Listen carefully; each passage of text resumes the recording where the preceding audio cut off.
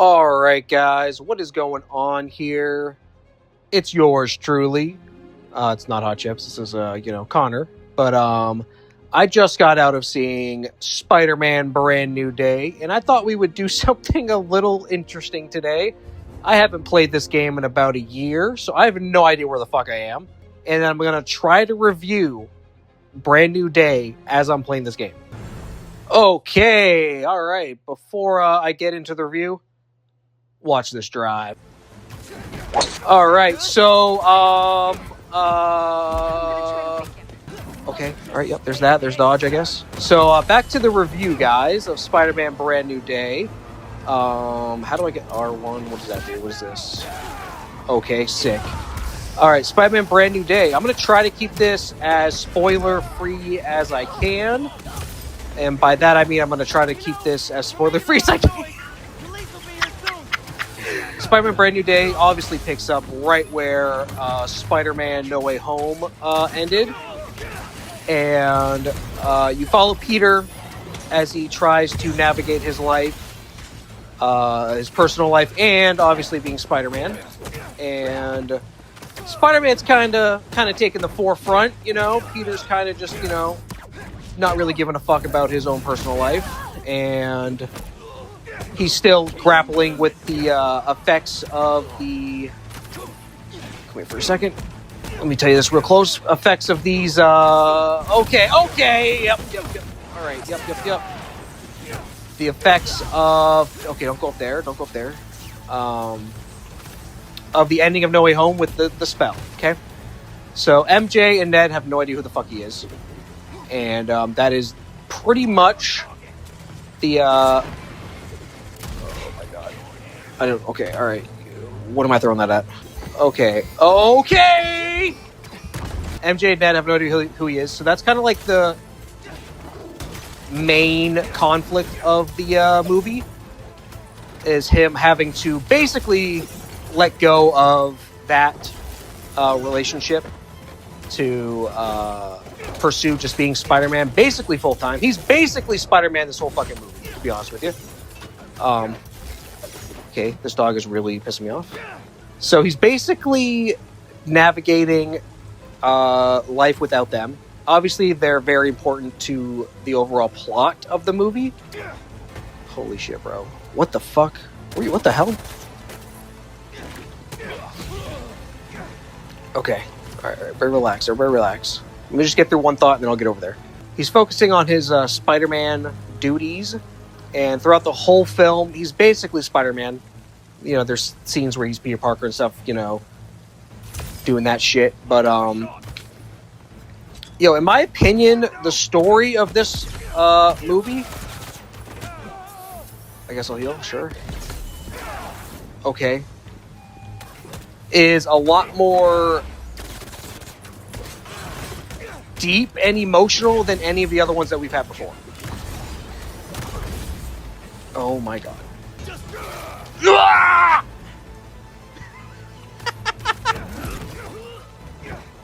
Are you done, bro? Are you dead? Bro, what the fuck are you, dude? Okay. Oh my god, okay. What? Oh my god, dude. Okay, so movie was good. Oh my god.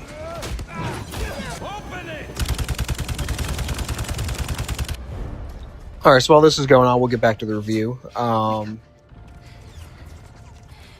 So throughout the whole movie, he's I don't know where I left off. This was a bad idea. Alright, but like I was saying, this movie is definitely a lot more emotional and a lot more heavier in terms of tone than the previous three. Of course, No Way Home, that got kind of heavy towards the end of that movie, but this is just heavy throughout. It's very much, what you expect from a more mature Spider-Man. And Tom Holland in this movie is fantastic. He is probably the best he's ever been. Oh my god, as Spider-Man and even as Peter Parker. That sucks. Shoot that guy, thanks. Just go. MJ, come on, bro. We gotta go. But yeah, like I was saying, Tom Holland as Spider-Man and Peter Parker in this movie is the best he's ever fucking been, dude. He's still funny. He's still, got that charm. But you could definitely tell he's matured. He is very much an adult. He even references he's not in high school anymore. I'm not in high school anymore. He's very much more of an adult. He's very much making more adult decisions in this movie, which I found really, really great. And in terms of his chemistry with MJ and Ned, I thought that they handled it really well. They handled it really thoughtfully. Like, they didn't just jump back in and be like, all right, Spider-Man's, or Peter Parker's pursuing MJ now, and, everything's fine. They're making out and whatever the fuck. They actually, show the consequences of the previous movie. And they didn't just jump right back into, oh, he's trying to go after MJ, blah, blah, blah, blah. Because, he's full-time Spider-Man now. And, they even show, some news feeds are showing, oh, Spider-Man, helping out everybody, blah, blah, blah, blah, blah. So, I end up sleeping on a park bench. Yeah, Peter, I don't know. So I thought they handled everything really well in that aspect. You ain't getting it back, sorry. Alright, it's like I was saying, not only is their chemistry great, but the chemistry between Spider-Man and the Punisher I thought was really well done. And before you guys, ask me if the Punisher is dumbed down in this movie, he is not. He is still the fucking Frank Castle that, we've all grown to love or, have loved at the beginning, whatever. But, yeah, he's still a fucking badass, dude. So I say more strengths of the movie would be, I feel like Mark Ruffalo as Hulk was pretty good in this one. You got Savage Hulk. That was fucking phenomenal. And just his conversation with Peter, I think, really put into perspective what Peter is fucking doing. I'm not going to spoil what he's trying to do, but, he's trying to do specific things, because he's evolving with the spider gene in his body. Short story made long, the arachnid gene in his body is overpowering his human gene. So I guess spoiler, I don't fucking know. I don't know. Yeah. So he, talks to Bruce about that, and they have a great conversation about it. And does it help Peter? Not in the way that Bruce probably thought it was going to. But, what are you doing? I didn't read any of that. But the conflict that comes out of it and the quote-unquote solution that Peter thinks he's doing, I feel like was really well handled. And I just thought all around it was just really great. It's really great. I thought the effects were great. I thought, the swinging around, I think this is some of the best that we've ever seen in a Spider-Man movie. And just the way that they incorporated Toby and Andrew's, moves. You get some first-person aspects of him swinging, and that really reminded me about Andrew swinging. And I thought it was really fucking well done. Really, really well done. While the movie as a whole, I really enjoyed, there are some things that I think could have been done a little better, or things that I think are, a little bit weaker. And you might not agree with them, but it definitely impacted my score. I'm the hero here, not you. Oh, Peter, Pumpkin Eater, dude.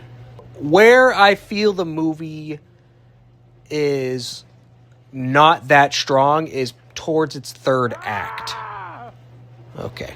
Once you get the reveal of who the villain is, I already knew who it was. If you follow comics or whatever, you're going to know who it is, right out the gate.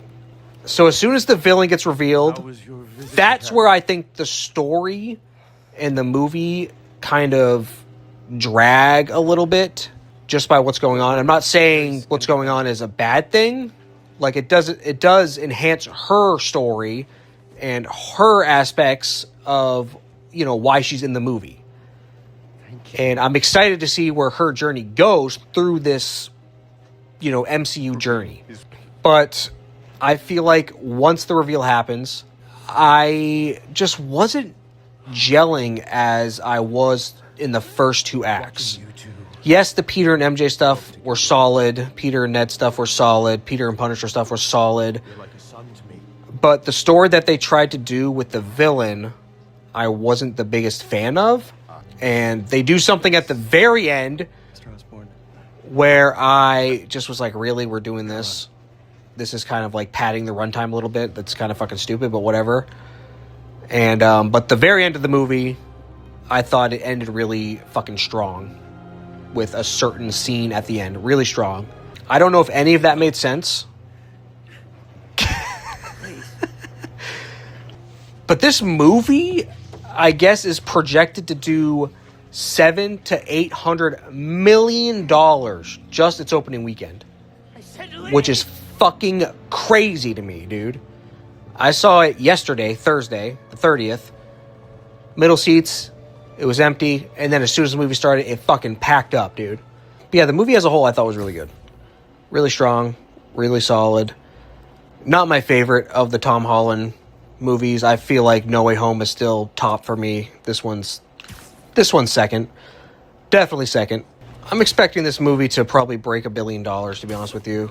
I don't know if it's going to reach $2 billion like No Way Home did, but I don't even know if No Way Home reached $2 billion. I think it was close if it didn't. But I truly believe that all around, everybody in this movie gave it their all. Like, Zendaya as MJ was really fucking good in this movie. She just showed so much emotion that I don't think we're used to seeing in MJ. Except for, No Way Home, she had a little bit of emotion. This one, she was just full on. Especially during a certain scene towards the third act where I thought it was really strong between her and Peter. I thought it was really good. Okay, we're just jumping right into a cutscene. Cool. But yeah, I'm really excited where the movie is going. What the fuck does that even mean? I'm really excited where, everybody's journey is going. And, the end credit scene, there is an end credit scene, not a post or a mid or whatever. A full-on end credit scene. You have to wait until the very end of the credits. In my opinion, I think it's teasing something that people don't think it's teasing. I don't know. But, you guys just have to watch the movie and find out yourself, to see what the end credit scene is. Or you can just go on Facebook, because everybody's spoiling everything right now. Yeah, but at the end of the day, I really enjoyed the movie. I will give this the HottChipzz. Probably give it an 8.5 out of 10. Not my favorite Spider-Man movie ever made. People are saying this is the best thing since Spider-Man 2, and I disagree with that. My personal ranking, again, this is me, go Spider-Man 2, Into the Spider-Verse, Spider-Man, Spider-Man No Way Home, Spider-Man Brand New Day, and then Across the Spider-Verse, and then probably Spider-Man 3. I know a lot of people hate that movie, but I think it has a lot of great moments in it. And then I would say Homecoming, and then this is going to ruffle some feathers, but Amazing Spider-Man 2. Just because I really love that ending to that movie. And then I would probably say Far From Home, and then The Amazing Spider-Man. I really wasn't vibing with the first Amazing Spider-Man, but that's just me thinking right now. That could change, when I actually think about it. What am I supposed to be doing here? But yeah, those are my personal rankings. Like I said, this movie wasn't flawless, wasn't perfect. Still, fucking solid movie, dude. 8.5 out of 10. That's nothing to snark about, nothing to cry about. Oh boy, I'm probably gonna be crying here soon. Like I said, 8.5 out of 10. Go see the movie if you're a big Spider-Man fan. If you're a Marvel fan in general, I think this movie is going to really be great. I don't fucking know what I'm saying, to be honest with you. I don't know where I am. Okay, I wanted to throw it this way, but that's fine. We'll say, now that I just did that, they do... Oh my god. Sorry, give me a second. I'm just killing people right now. I guess Spider-Man doesn't kill, but you know what I mean? They do a lot of the Spider-Man game moves in the movie, which I thought was really cool. Like some of the stuff, I'm like, oh wow, yeah, I remember that. That's cool in the game. I don't know how you expect me to kill this guy. And yeah, guys, that's pretty much it for this video. I have no idea if this is even salvageable, but awesome. Oh, one more thing before I go, guys. The other villains in the movie. So, you know, Scorpion. I felt that he was underutilized, in my opinion, just because they had to use him because they teased him in Homecoming. But I think Michael Mando is still fucking solid as Scorpion, and I would love to see more of him in like sequels or whatever. But yeah, that's all I gotta say about that, and that's all I gotta say about this movie. Like I said, 8.5 out of 10. I would see it again. And that is it for this video, guys. If you liked it, throw us a like. If you want to comment, we will be replying to the comments. We are still a small enough channel for us to do that. And, you know, if you haven't subscribed yet, why don't you go ahead and hit subscribe for us? It helps out a lot. And, you know, might as well just tap that notification bell too if you want to be notified whenever we make another upload. I know Rob has some stuff in the works. I think he's doing a Assassin's Creed video review thing, so that's going to be great. And obviously we're going to be streaming live over here on the YouTube, so be on the lookout for that. He is going through Halo right now, Campaign Evolved, which is awesome. So, yeah.